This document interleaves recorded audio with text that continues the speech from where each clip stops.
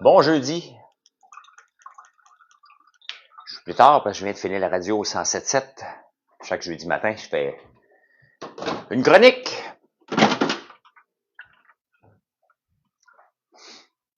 J'arrive de nager aussi. J'ai un petit rhume. Pas dormi beaucoup, mais j'avais besoin d'aller nager. Parce que c'est facile de dire toujours non, tu sais. Ah, je file pas, j'irai pas. Mais je filais pas, j'y étais. Ben, j'avais pas été mardi, parce que mardi, je filais vraiment trop comme de la merde, là. Salut, Firmin. J'avais pas dormi de la nuit, donc il était pas question que j'aille nager, là. Mais là, ça a bien été. J'ai pas dormi beaucoup, mais j'ai dormi.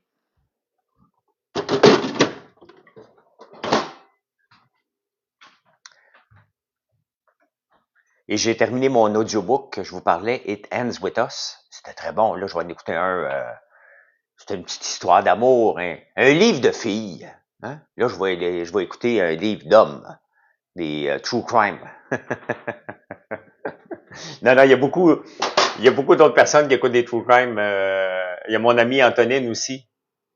Au débatteur, on parlait de ça l'autre jour, qui aime aussi beaucoup les true crime sur Netflix. Donc, je suis pas le seul à écouter ça. Salut Pierre.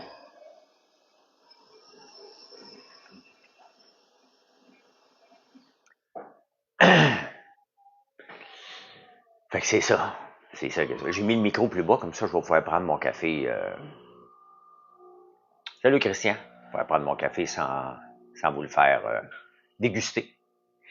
Déguster. Hier, il y a un jeune qui était là, qui me parlait, ben, je pense qu'il était jeune, là. Mais excusez, il y avait quelqu'un qui était là, qui me parlait qu'avec 500$, on pouvait devenir millionnaire à la crypto. C'est possible, oui, si on en a, si on trouve, on est là au début, là. Si, oublions le Bitcoin qui vient de sortir, mais il y a un titre qui s'appelle PP dans la crypto. Il y a une augmentation de 14 000%. Donc, 500 pièces fois 14 000, ça donne combien? Juste pour voir. Faites-moi le calcul, là. J'ai vu hier, il avait monté de 14 000. J'en ai pas, là. J'en ai pas. Puis de toute façon, il faut que tu le trouves au tout début. Hein? Au tout début de ça. Donc, ça donnerait combien? 500, 14 000. Il faut que tu le passes aujourd'hui, là. Est-ce que tu penses qu'il y a des domaines? Je vais te laisser finir ta phrase, Anto. 7 millions? OK. Ben, c'est ça. PP, c'est possible. Mais PP a pogné 50% hier. Mais encore là, faut-il que tu en aies, hein? Moi, j'en ai acheté beaucoup, des fois, des nouveaux tokens comme ça, mais la plupart du temps, la plupart, je vous le dis, là, ce sont de la fraude. Donc, ils apparaissent, 2 jours après, ils sont disparus, tu as mis de l'argent dessus, dedans. Et les gens sont pas fous, parce qu'ils pensent, justement, comme la personne qui était là hier, hein. Moi aussi, il va valoir 1$, moi, être millionnaire. Ben, le marché de la crypto comprend la philosophie des gens qui cherchent ce genre de token-là pour dire j'étais là au début. Euh, donc, mais la plupart du temps, je te dirais 90%, sinon plus, ça tombe. C'est de la fraude. Est-ce que tu penses qu'il y a des domaines qu'il ne faudrait pas rentrer dedans dans ton... Non, non, il n'y a aucun domaine. Il n'y a aucun domaine que tu ne devrais pas rentrer là-dedans, là. There's no get rich quick. Ben, c'est ça, crypto, hein. Les gens cherchent ça, là. C'est vrai que c'est le fun en ce moment, là. Et moi, j'ai une machine ici, je l'avais déjà montré. J'ai une chaufferette qui s'appelle Heatbit. Et je l'ai mis dans mon sol, parce que, tu sais, un sous-sol, c'est toujours un petit peu plus frisquet. Bonjour, Raymond. Et j'avais acheté ça là, dans Folie de crypto. Là. J'ai aussi un VPN ici, DPR, Deeper Network, qui me donne la crypto. Euh, ouais, mais Alice, tout aurait été possible. L'affaire, c'est que c'est beaucoup un coup de chance. Et pour le nombre de PP qu'il y a, ou de Dogecoin, ou même de SHIB, ou Floki, ou Baby Doge, pour être le premier qui l'achète quand ça vaut rien, le matin qui sort, et que tu n'as pas de faire fourrer en chemin, les chances sont très minimes. Parce que les gens le savent qu'ils cherchent ça. Un mineur Helium. J'en ai un mineur Helium que j'ai jamais installé. J'en ai un autre qui s'appelle WeatherXM que j'ai jamais installé non plus, qu'il faudrait que j'installe. Mais mon mineur, il est rentable quand le Bitcoin vaut 47 000. C'est le chiffre de rentabilité pour rentabiliser ma chaufferette en comptant l'électricité sur 18 mois. Fait que je me souviens pas comment j'ai payé la chaufferette. Mais bref, je regardais hier, j'ai 1000 pièces de Bitcoin dedans. Donc, au rythme que le Bitcoin va en ce moment, dans un an, elle devrait être rentabilisée. Je pense que c'était sur 3 ans qu'il calculait. Donc, ça me fait une belle petite chaleur supplémentaire dans le sol. Et avec la montée du Bitcoin. Donc, je break even, puis ça m'amuse. Ça m'amuse. Donc, j'étais là pour l'explosion et je l'ai juste pas fait. Ben, c'est ça, Alice. Hein? C'est ça que je faisais passer comme message hier. D'être là, d'être présent et aussi de sauter. Parce que là, il va en avoir encore plus. Là.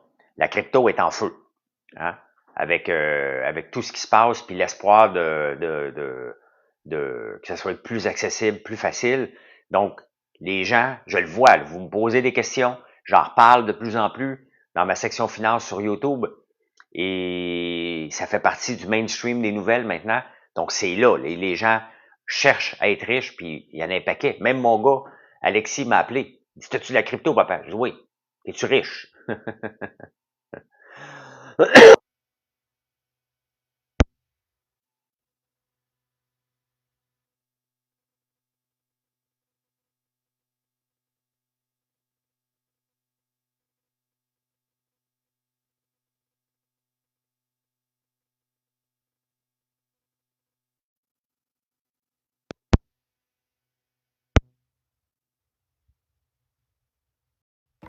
Excusez. Il est mort. Pourtant, je l'avais bien chargé. À l'air, je ne l'ai pas assez chargé. Excusez. Ouais, j'ai enlevé le micro. Ah, c'est ça, regardez. Il y a une petite ligne rouge ici.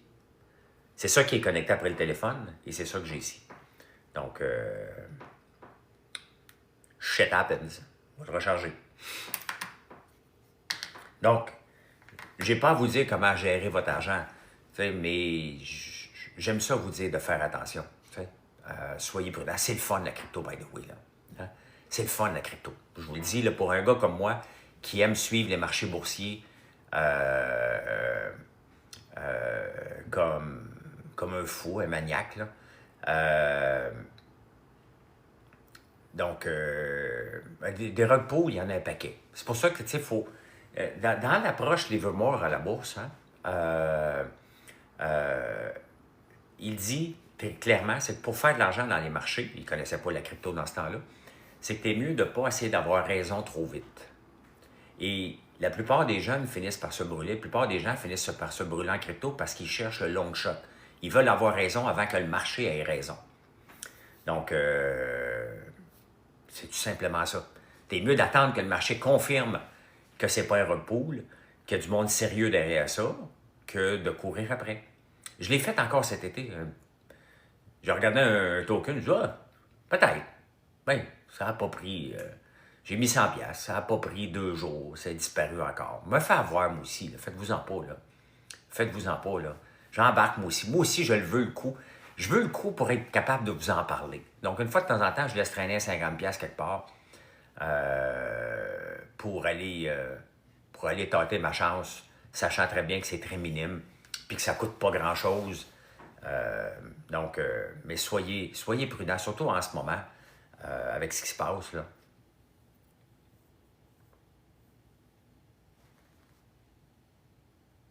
Je connais pas PNUT. Et la manière que tu parlais, je m'en ai demandé à Pierre de te bloquer. Parle pas comme un gars qui...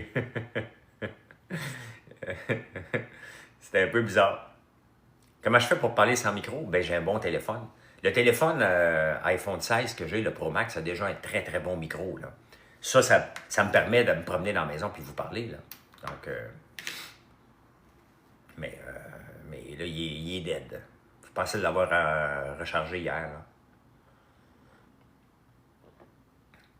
Des fois, j'oublie de le fermer. Hein. C'est ça aussi. C'est ça aussi, là. J'ai oublié de le fermer. Fait que c'est ça. C'est ça qui est ça. C'était le fun de faire le débat hier sur... c'est quoi le débat hier? Ah, c'est des billets de médecin. C'était le fun. La veille, c'était sur les mâles alpha. On avait fait un débat sur les mâles alpha.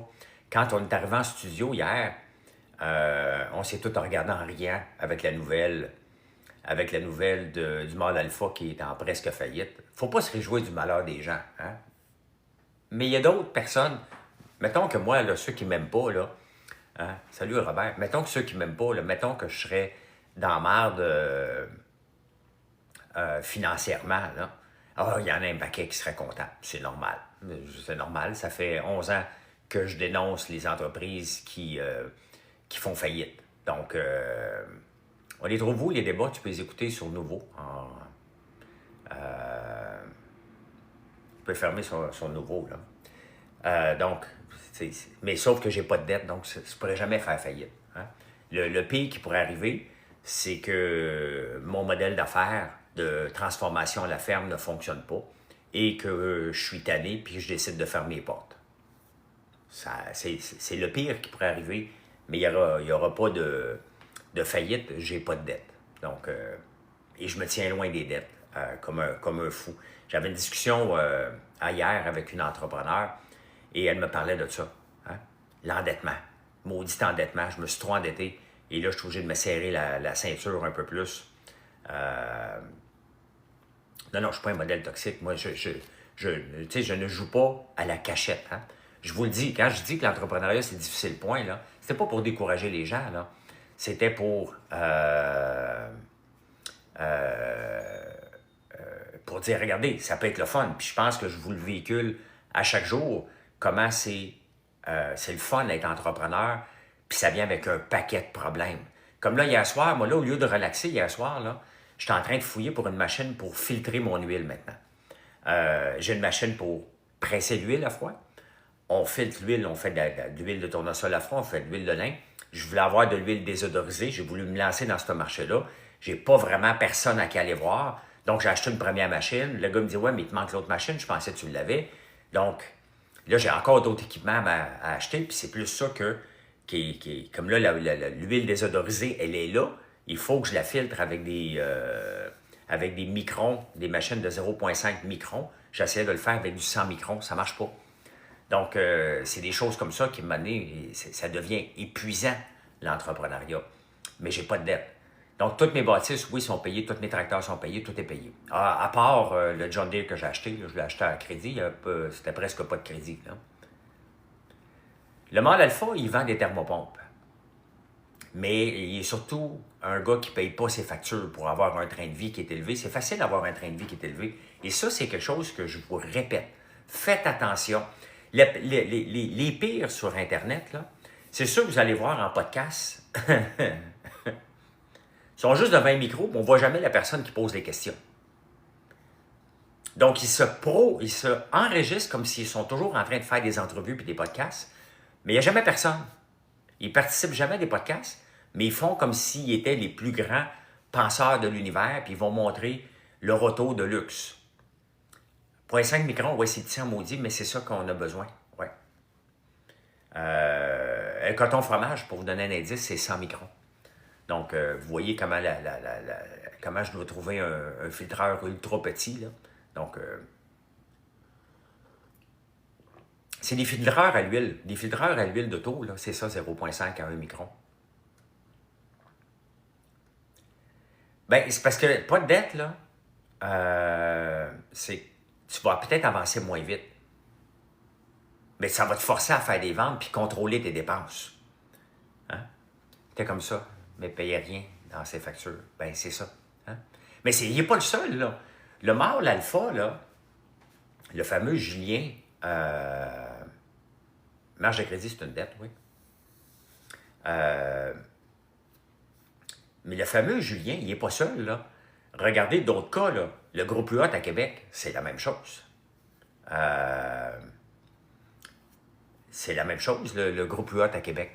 C'est la même chose avec le groupe Sélection. Ici, c'était la même chose, malheureusement, avec Caroline Néron. Il y en a un paquet d'entreprises. Juliette et Chocolat a pété aux frettes parce que l'endettement était trop élevé. On peut en nommer un paquet. Et ces gens-là, après ça, vont dans les journaux, puis moi, je les ramasse. Si tu vas expliquer ta faillite dans les journaux, disant que les choses n'ont pas été de ton bord, une faillite, c'est une catastrophe, pas pour l'entrepreneur. L'entrepreneur, là, il a emmené ça, là, il a été passé trop vite, trop grand. C'était une erreur de parcours, une faillite. OK? C'est une erreur de parcours. Soit que c'est un mauvais entrepreneur, qui n'a pas de conscience qu'à un moment donné, un marché, faut que tu prennes le temps d'avoir du cash flow.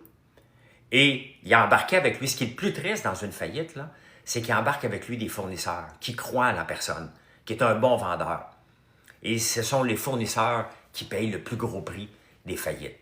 Dans la faillite là, de notre gros gars musclé, là, notre homme modèle, là, ben, il y a qui n'était pas payé? La ville.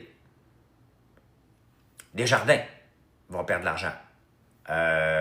American Express vont perdre 40 000. Pas grave, American Express, vous allez dire. Hein? Bien, c'est grave. C'est pour ça qu'on a des taux élevés sur les cartes de crédit, parce qu'il y a des gens comme ça. Quand tu as 40 000 sur ta carte American Express, puis tu ne payes pas, qu'est-ce que ça dit sur le train de vie de cette personne-là? Hein?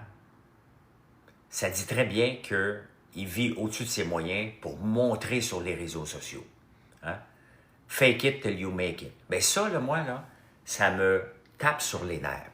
Mais là, pour répondre à ta question, je n'ai jamais eu de dette. Jamais. Je suis toujours avancé avec l'argent que j'avais dans le cash flow. Ça a marché pour le centre d'appel. Je n'ai jamais eu de dette d'entreprise. Jamais. J'en veux pas. Ça ne m'intéresse pas du tout, l'endettement pour la croissance. L'argent que je vais aller chercher dans un prêt, que je vais aller... Ça peut arriver, là, Savage Caro, là. Ça peut arriver. On a payé le prix, ben oui. Des grosses faillites, comme tu dis, l'État paye. Ben oui, c'est les petits qui vont perdre. Et moi, là, il y a 2 ans, là, l'apothicaire au Saguenay, il m'embarque dans son bateau. J'en ai vu d'autres, là, techniquement. Là. J'en ai vu d'autres. Oui, mais je regarde, un entrepreneur est victime de ses fournisseurs? Pas vraiment. Pas vraiment. La plupart du temps, c'est le fournisseur qui est pas mal victime dans tout ça. Là. Aussi en difficulté, le magasin est fermé à la place Laurier. Ah oui, ben peut-être.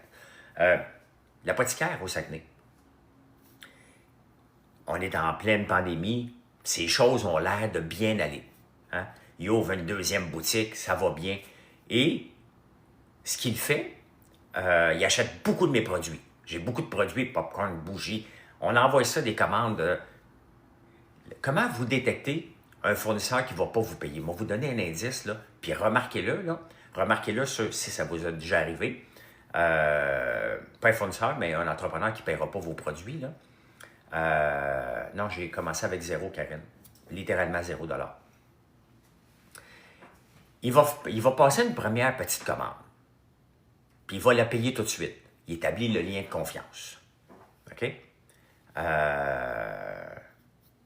Miller, regarde. Mon père est pauvre, ma mère est pauvre. Mes grands-parents sont pauvres, tout le monde est pauvre chez nous. J'ai pas hérité de sweet fuck all. OK?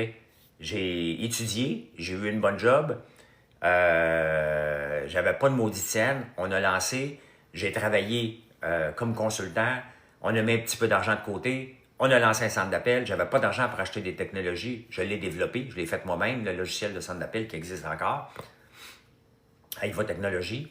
Quand on a fait de l'argent, on a acheté des bureaux, un petit peu plus. J'ai pas hérité. Arrête de penser comme ça. C'est une vieille mentalité pour un jeune Miller. Là.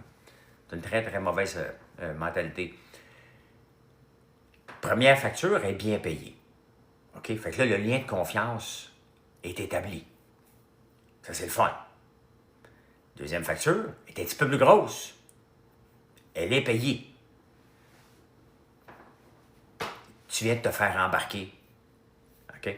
La troisième, et regardez bien, si ça vous arrive, là, la troisième commande, elle va être un petit peu plus grosse. Hein? Et là, elle va être retardée. Tu vas faire quelques suivis, tu vas dire, regarde, j'ouvre une autre boutique, ça va super bien, regarde mes stories. C'est ça qui se passe. Je dis, ah oui, c'est vrai, ça va bien.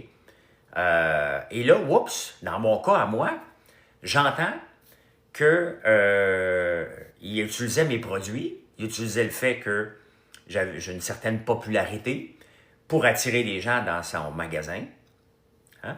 Pour attirer les gens dans son magasin. Rendu dans le magasin, il disait, achète pas les produits de François Lambert, achète nos produits à nous. Puis les gens, ben, comme vous, ben, je suis actif sur les réseaux sociaux, vous êtes venu me le dire plusieurs fois. Mais entre-temps, il s'était monté un bill, une facture de 15 000 hein? 15 000 il ne voulait pas payer. Ben, j'ai pris le téléphone. Moi, quand je prends le téléphone, là, c'est parce que tu veux pas que je t'appelle. Je suis très impoli, très mal engueulé et j'ai pas de patience. Quand c'est rendu à moi d'aller collecter, là, tu veux pas m'avoir d'impact. Moi, je travaille fort. Il était hors de question que je me fasse pas payer mon 15 000 qu'il me devait. Puis on a eu une discussion assez corsée. Il m'a remboursé des factures qu'il me devait depuis 9 mois. 3 mois plus tard, il fait faillite. 6 mois plus tard, il y a un syndic qui m'appelle, il dit « Monsieur Lambert, vous avez eu un paiement favorisé parce que vous connaissiez monsieur. Donc, on veut revoir l'argent. »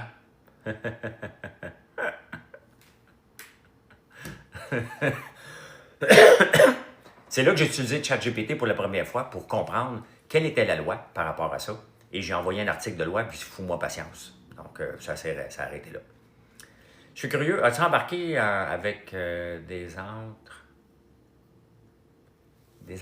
Ben oui, j'en ai fait 5 entreprises dans les Dragons. Il y en a une faillite, puis le reste, 2 arrêts, puis ça a bien été, oui. Mais ça fait longtemps. Hein. Karine, est-ce qu'on est entrepreneur? C'était pas un paiement favorisé, parce que pour avoir un paiement favorisé, il faut que tu connaisses la personne, il faut que tu connaisses ses finances de la personne, ce que je ne connaissais pas. Je ne connaissais pas la personne, je suis juste un fournisseur qui a fait sa job de collecte. Donc, quand c'est un paiement favorisé, il faut que le syndic le prouve. Donc, faut que le syndic le prouve qu'il y avait un lien et que j'étais au courant de sa situation financière, ce que je n'étais pas du tout au courant. Moi, j'ai demandé qu'il me paye parce qu'il disait que mes produits, c'était de la merde pour vendre les siens. Donc,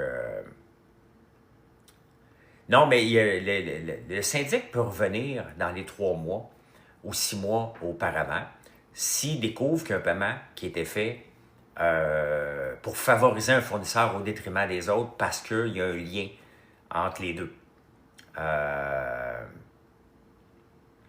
Donc, moi, je n'ai pas de lien avec le gars. Là. Je ne connais pas aucun des points de vente qui ont mes produits. Et ça fait 2 ans de ça. Là. Le syndic est jamais revenu, puis même mieux de ne pas revenir. C'est terminé. Là. Moi, je collecte mon argent. Et depuis ce temps-là, on n'a jamais eu de problème. Parce que j'envoie pas une deuxième commande si tu n'as pas payé la première. That's it. On va faire crédit. Pas souvent. Pas souvent. La plupart du temps, il faut que tu payes avant que ça sorte de chez nous, qui est la plupart du temps.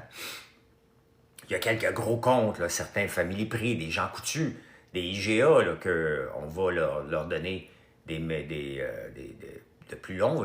C'est normal. C'est normal. Mais la plupart du temps, tu payes. Tu sais, quand tu vas chez Costco comme entreprise, là, ils ne donnent pas de crédit. Là. Tu payes, tu t'en vas, tu transformes les produits, tu fais ton markup dessus. Ben c'est comme ça. Puis on n'a plus de problème. J'ai jamais refait un appel de bras. T'sais? Un appel où tu es obligé de lever le ton. J'ai jamais refait ça depuis ce temps-là, depuis 3 ans à peu près. Là. Donc, parce que j'ai autre chose à faire et on est une entreprise qui a une marge très réduite, donc je ne peux pas perdre. Donc, d'aller magasiner sur Amazon, vends-tu tes produits là-bas? Oui, bien pas toutes. On vend des produits, oui. On vend beaucoup. On est numéro 1 sur la barbe à papa à l'érable en Amérique du Nord, sur Amazon. Autant sur Amazon.ca qu'Amazon.com. Ouais. Êtes-vous abonné? Merci de vous abonner. Merci pour le beau live à date. Très civilisé, ça fait du bien. Ça fait du bien de revenir dans un mode civilisé où on peut avoir des conversations intéressantes sur comment fonctionne le derrière d'une entreprise. Hein, le derrière. Est-ce que j'ai déjà douté de moi à mes débuts? Karine, je doute de moi chaque jour. Je doute de moi chaque jour. Et je veux que ce doute-là reste là.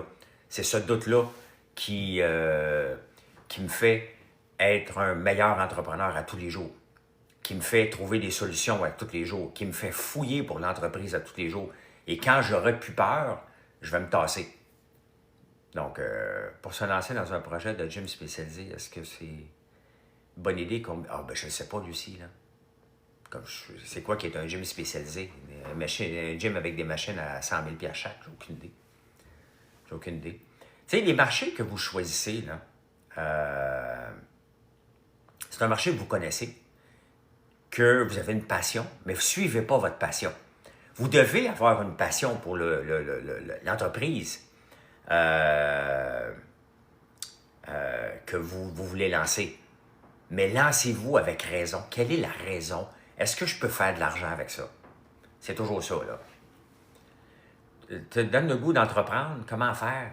Ben, je viens de le dire. Trouve-toi une passion. Trouve-toi une place, là, tu vas dire, est-ce que pendant 6, 7, 10 ans, là, je vais mettre un peu ma vie sociale de côté? Merci, Anthony. Anthony parle de ma chaîne YouTube où je fais En prenant votre café tous les jours. C'est un des shows qui était le plus dur à enregistrer hier, Anthony. Je l'ai enregistré tard dans la journée, puis j'avais beaucoup de choses à faire. Et donc, ça m'a pris du temps de l'enregistrer. On a acheté un gros tracteur à neige et le gars n'était jamais dispo. Dès la première semaine. Je comprends pas. Je comprends pas. Qui n'était pas dispo? Mais, tu sais,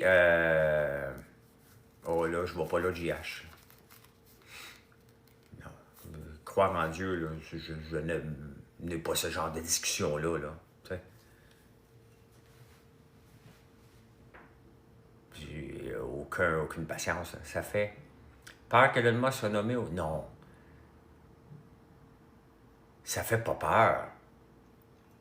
Ça fait pas peur du tout qu'Elon Musk. Sincèrement, si le gouvernement fédéral, provincial ou même municipal voudrait nommer quelqu'un en charge de l'efficacité gouvernementale, je vous le dis tout de suite, là, je veux être considéré, là. Je veux être considéré solide. Voyons donc, l'appareil gouvernemental, à travers la planète, a explosé depuis la pandémie, puis les gouvernements ont créé de l'emploi, ont maintenu un taux de chômage artificiellement bas en créant ben trop d'emplois dans la fonction publique. Il y a 100 000 personnes de plus, là. Je n'ai pas les chiffres exacts, là. Il y a 120 000 personnes de plus depuis que Trudeau est au pouvoir. On a-tu vraiment besoin d'une personne sur 5? Une personne sur 5 au Québec, au Canada, je veux dire, travaille pour un contribuable. Ça veut dire que là, on est 182, là. Bien, techniquement, dans le lot, là, il y en a 40 qui sont là pour nous servir. J'ai rien contre les gens qui travaillent au gouvernement. Mais c'est bien évident qu'on n'a pas pour notre argent, là. On n'a pas besoin d'avoir une personne sur 5, là. Même quand on avait un centre d'appel, le taux de supervision, c'était de 1 pour 15. On a un taux de supervision de fonctionnaires versus contribuables de 1 sur 5. OK? Ça a augmenté en fou. C'est sûr qu'il faut faire le ménage. Et qui peut faire le ménage? Geneviève Biron, je l'ai écouté, là, ben, elle ne fera pas de ménage. À zéro convaincante, là. Si tu veux faire le ménage, là, première chose que tu fais, là, je vais vous le dire, là, si vous voulez faire du ménage quelque part, là,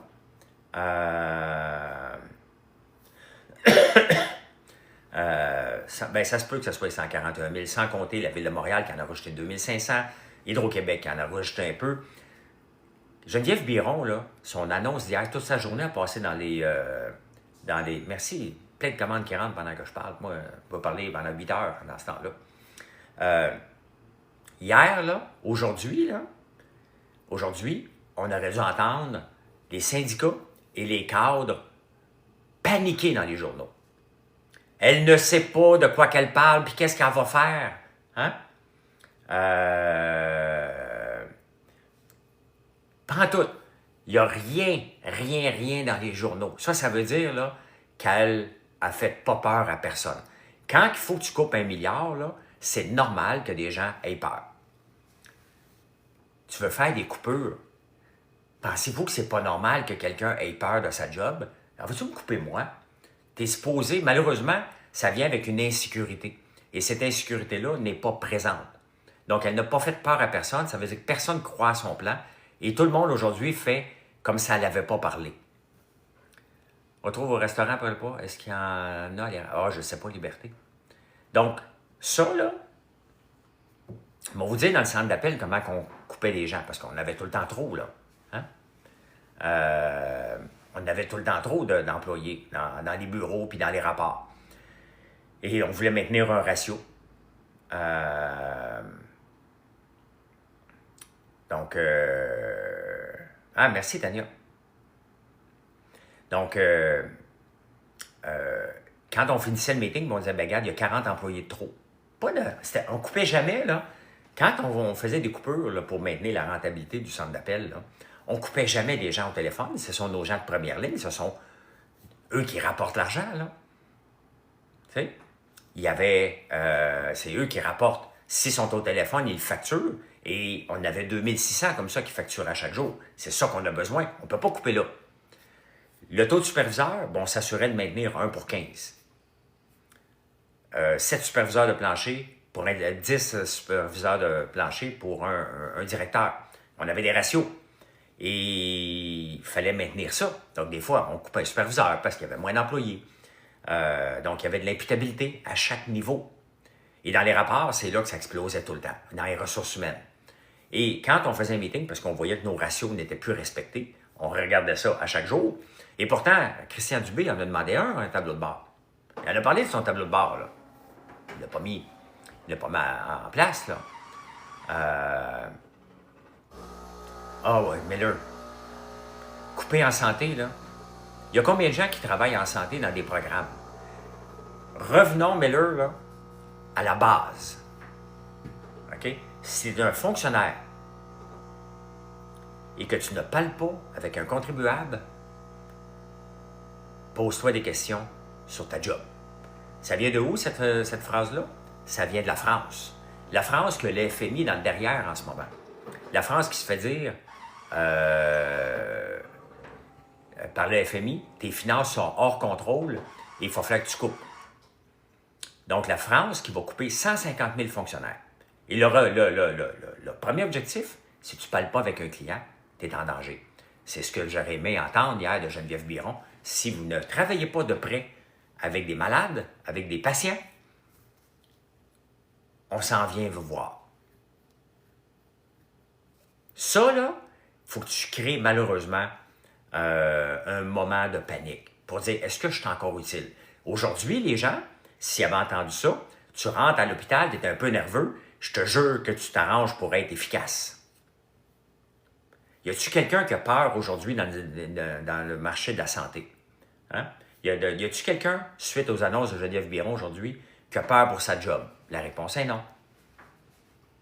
À la STM, il y a une convention collective qui est marquée, il y a quelqu'un qui me l'a envoyé puis je l'ai lu, que c'est impossible. Ah, ça n'a pas fait tchitching, mais c'est parce que je parlais. Elle vient de rentrer. Dans la convention collective de la STM, pourquoi vous pensez que la STM, ça coûte une fortune, puis que Raymond Chabot a dit qu'on pouvait couper 350 millions comme ça? Bien, il y a une convention collective qui vient à échéance le 8 janvier 2025. Et le 8 janvier 2025, il y a une clause qui dit que jusqu'au 8 janvier 2025, peu importe l'automatisation, l'amélioration des processus, une revision totale, aucun employé de la STM ne peut être mis dehors. Ça, là, ça devrait être illégal. OK? On ne peut pas mettre des choses basées sur la race, sur le sexe, dans les conventions collectives. Ça, là, quand c'est une convention collective que les contribuables vont payer, parce que les STM, c'est nous autres qui payent, ce genre de clause-là ne devrait même pas exister. Hein? Geneviève Biron, tu me dis, Miller, qu'on ne devrait pas toucher à la santé et à l'éducation. Est-ce que Geneviève Biron, elle a parlé de l'ancienneté? Effectivement, ça devrait être illégal. Hein? Est-ce qu'elle a parlé de l'ancienneté pour dire, là, l'ancienneté, c'était bon dans les années 70? Quand vous travaillez, parce que l'ancienneté, il faut regarder pourquoi c'était mis en place.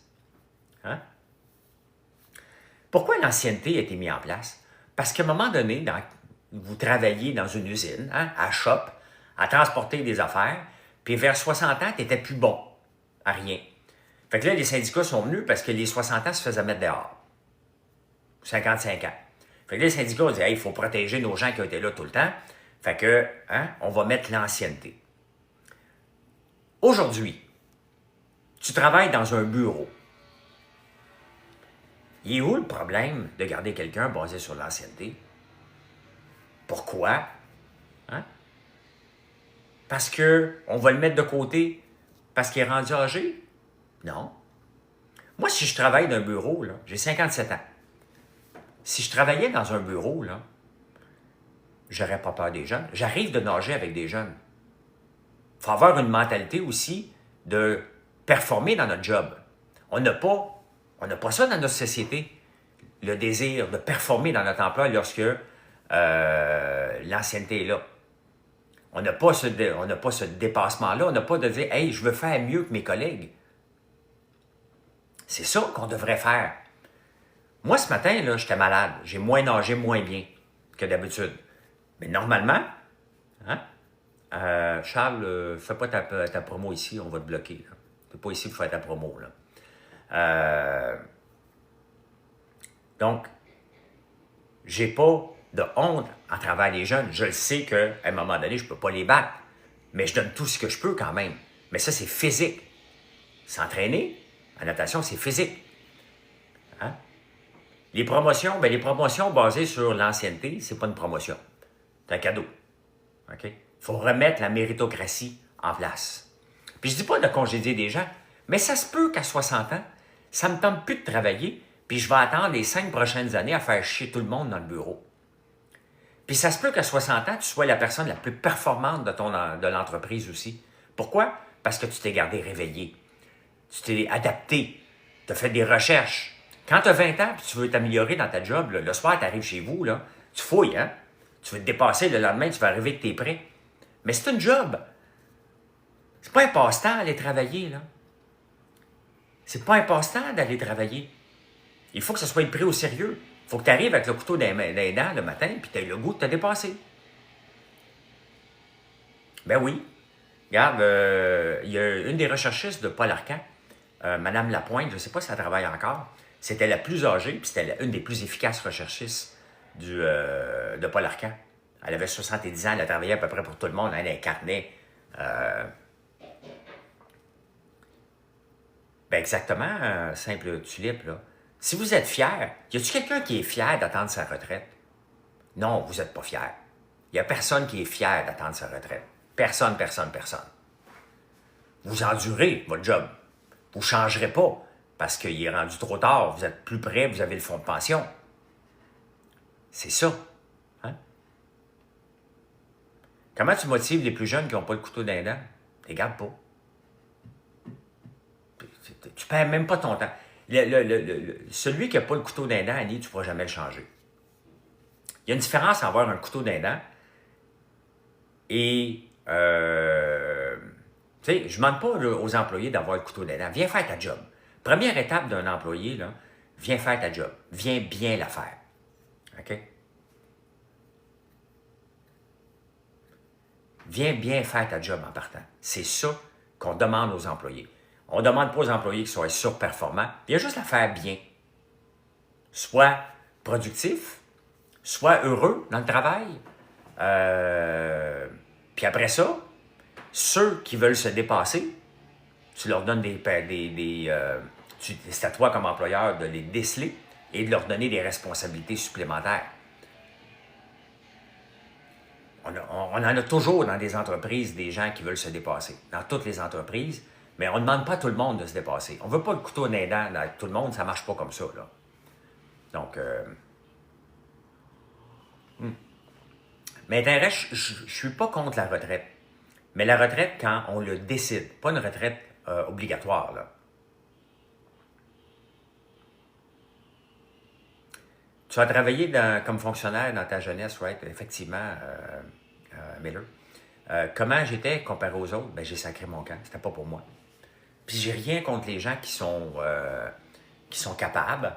C'était pas pour moi. J'avais ben trop de couteaux entre les dents, moi. J'avançais pas.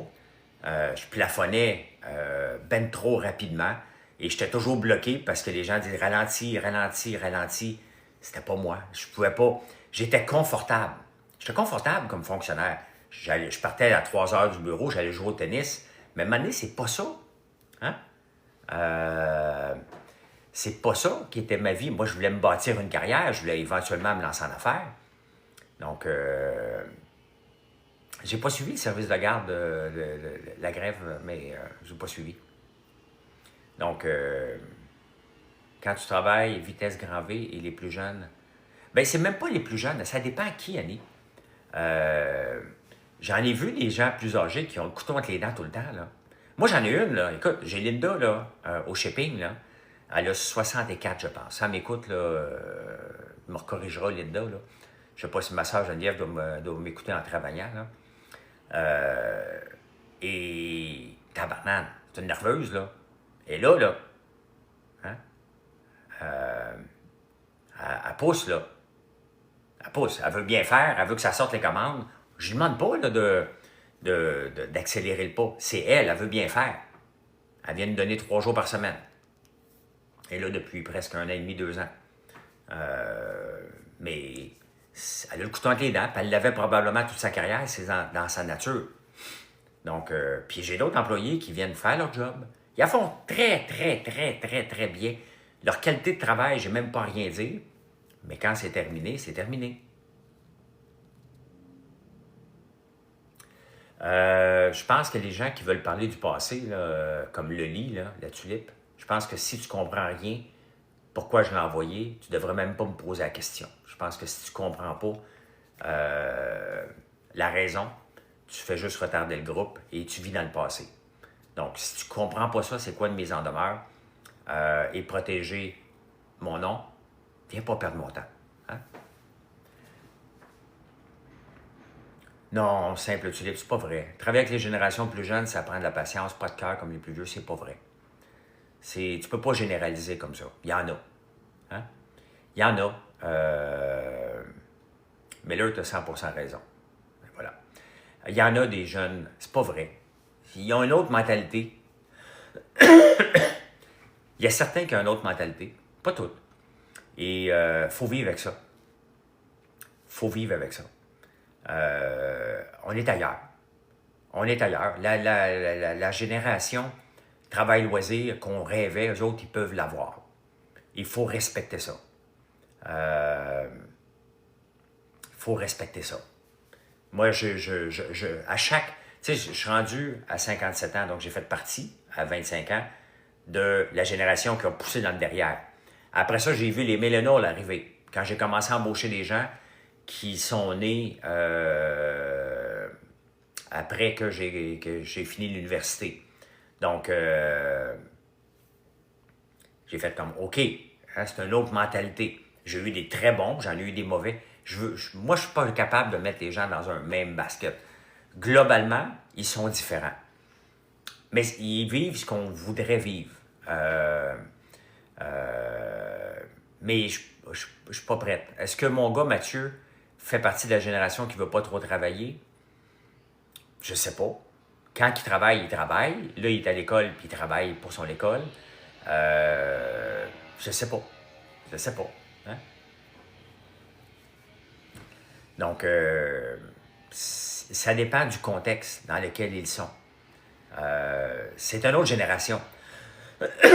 Et chaque génération, elle est là pour bouleverser la génération d'avant qui sont nous autres.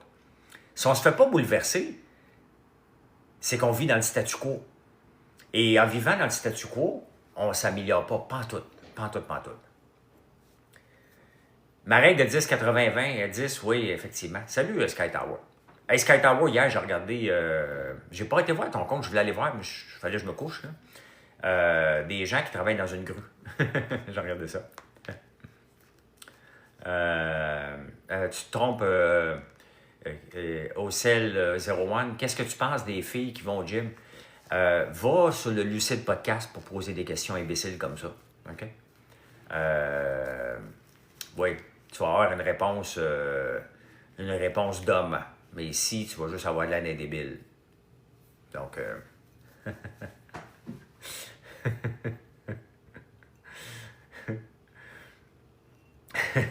merci les cœurs noirs.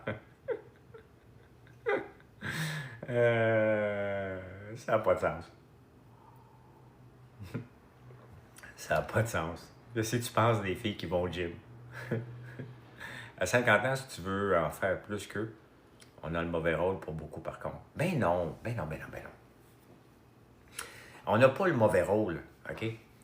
Moi, là, je vous le dis, là, je peux demain quitter mon entreprise et aller être programmeur dans n'importe quelle grande entreprise. Et je n'ai pas de honte et de peur de me faire dépasser par un jeune qui maîtrise mieux la technologie que moi. Je me suis tenu au courant de la technologie. Je programme encore presque à tous les jours avec l'aide des outils qu'on a aujourd'hui, là. Donc, je pourrais être programmeur aujourd'hui. Demain matin, ça chie bien raide, là. Il faut que je me trouve un job. On risque de ne pas m'en donner une job. Hein? On risque de ne pas m'en donner une job. Mais mettons que je ne suis pas connu, là.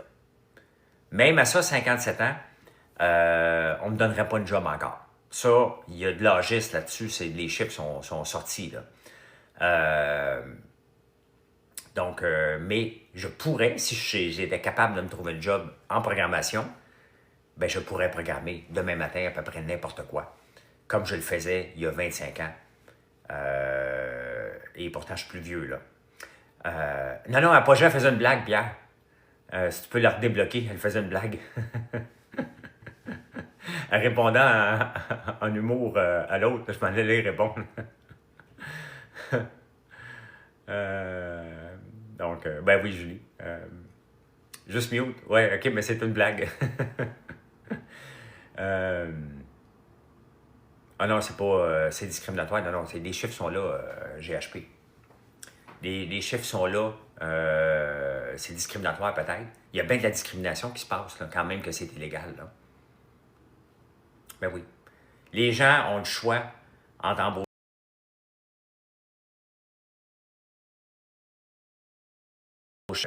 un autre ou un autre plus vieux. Les chiffres sont là. Je vais retrouver, là, je vais en parler dans Prenant votre café, je vais trouver les chiffres, regarder l'âgisme par rapport au job de programmation que je parle, là, bien entendu, ou même au job de bureau, là. Donc, c'est là. C'est ce que je dis. C'est aussi, il n'aurait pas le choix de te donner le gros salaire à cause de ton expérience. Mais non, mais à un moment donné, il faut... mettons que j'appliquerais Miller. Hein. Est-ce que j'irais demander un gros salaire? Je demanderais le salaire par rapport à la job, pas par rapport à mon expérience. Mais oubliez le côté François Lambert, l'entrepreneur, que vous connaissez la télévision, là. Je te dis juste le côté programmeur. Là. Je ne suis pas connu, je m'en vais. J'ai une entreprise que vous ne connaissez pas, puis je m'en vais appliquer. Puis qu'est-ce que tu as fait dans les dernières 25 années? Ben, je suis en affaires. Fais des affaires. Problème mondial et la politique de dérision. Ça va jusqu'à l'intimidation à l'école. Ouais. Non. Politique de dérision, là. Fais pas un Arun Banoui là, de toi, là. Le langage de programmation que je suis plus à l'aise, avec ChatGPT, là, et Claude, donne-moi n'importe quel langage de programmation, je suis très à l'aise, mais j'ai programmé toute ma vie en C.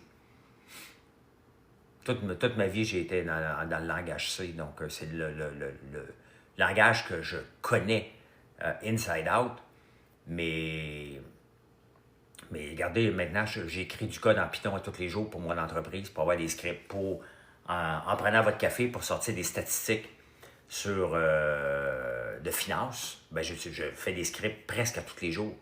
J'ai des scripts pour rouler pour mon site web à tous les jours, donc j'écris beaucoup en Python. Je ne comprends pas le langage Python, mais je comprends l'output, là. Et je comprends ce que je lui demande. Je suis capable de lire les fonctions pour dire, t'es sûr là, de ce que tu fais. Mais aujourd'hui, tu n'as pas besoin de maîtriser un langage, là. Tu vois la ville à l'envers. T'es à quelle hauteur, mettons, Sky Tower? Où je vois la ville à l'envers, où je contrôle mon univers. Hey Sky, as-tu vu sur... j'ai vu ça. Je parle chinois, je reviens là. J'ai vu ça, Sky, sur une plage en Floride. Tu l'as sûrement vu, là, parce que tu es dans une grue. Il y a un gars qui bougeait sa grue en fonction des personnes qui se déplaçaient. Une personne veut se faire bronzer. 180 pieds, tabarnouche, hein? Puis à chaque fois que le soleil se déplaçait, puis la personne avait la grue d'en face, tu l'as déjà fait? C'est drôle, hein? Oui, Big Carlito, le langage Python, parce que c'est un langage ultra polyvalent, donc avec beaucoup de librairies. Donc, c'est drôle, là. Mais ce qui me dérange, moi, là, j'aimerais ça faire ta job. C'est le genre de choses que j'aimerais faire. Hein? Je le ferai pas, là. Être trucker, j'aimerais ça. Être encanteur, j'aimerais ça. Si vous voyez mon algorithme de TikTok, là, hein, $1 better than $2. J'arrête à 3, là, c'est tout le temps ça. Là. Des encanteurs à tour de bras. Ensuite de ça, des bulldozers. Quoi d'autre? Ouais, la langue sortie.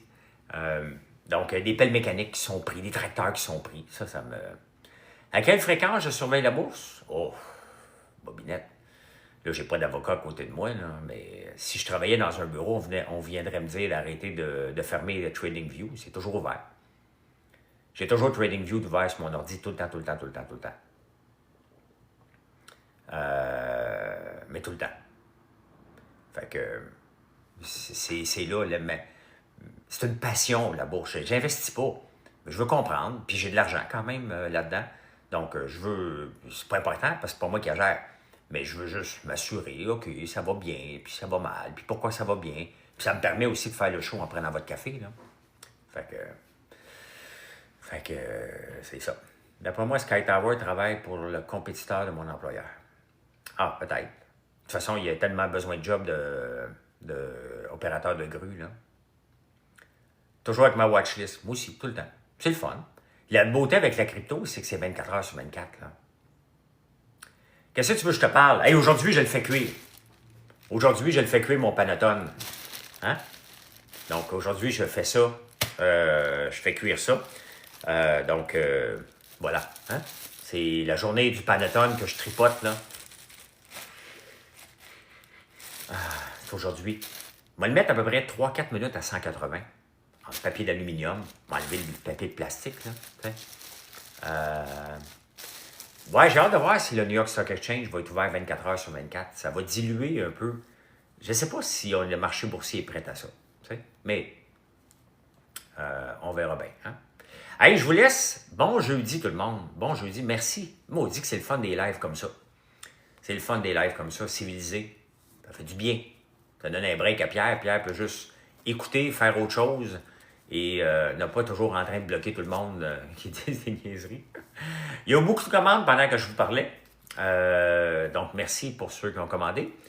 Ceux qui n'ont pas commandé, je vous aime pareil, là. Je vous aime pareil. Je vous aime égal. Parce que je sais que si ce n'est pas aujourd'hui, ça va être plus tard, ou ça va être demain, ou une autre fois dans la semaine, ou dans 2 semaines, ou dans 3 semaines.